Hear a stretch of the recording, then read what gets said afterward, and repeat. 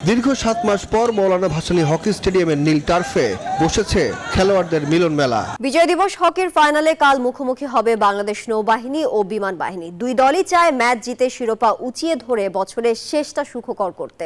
নৌবাহিনীর অধিনায়ক রাসেল মাহমুদ জিমির প্রত্যাশা আসছে বছরের পুরোটা সময় যেন হকি মাঠে থাকে।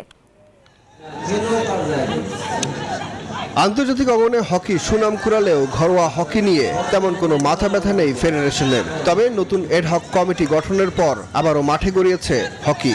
দীর্ঘ 7 মাস পর মৌলানা ভাসানী হকি স্টেডিয়ামের নীল টার্ফে বসেছে খেলোয়াড়দের মিলন মেলা।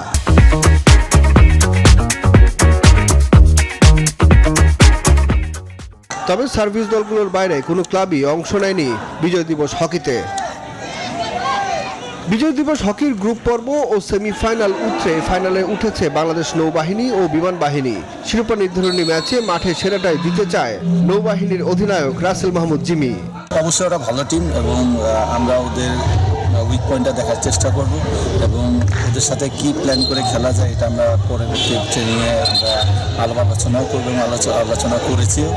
আশা রাখি যে একটা ভালো খেলা হবে এবং আমার টিম ভালো পারফর্ম করবে। অন্যদিকে বিমান বাহিনীও প্রস্তুত প্রতিপক্ষকে মোকাবেলা করতে। মাঠে সেরাটা দিতে পারলে ট্রফি জিতেই বছর শেষ করতে চান তারা। ইনশাআল্লাহ ফাইনাল ম্যাচ আমাদের আরো স্ট্রং খেলতে হবে, কারণ নিবি অনেক ভালো টিম, বাংলাদেশের মধ্যে অনেক একটা ভালো টিম। তো ওদের এগেনস্টে খেলতে হলে অবশ্যই আমাদেরকে প্রিপারেশন আরো ভালো নিতে হবে।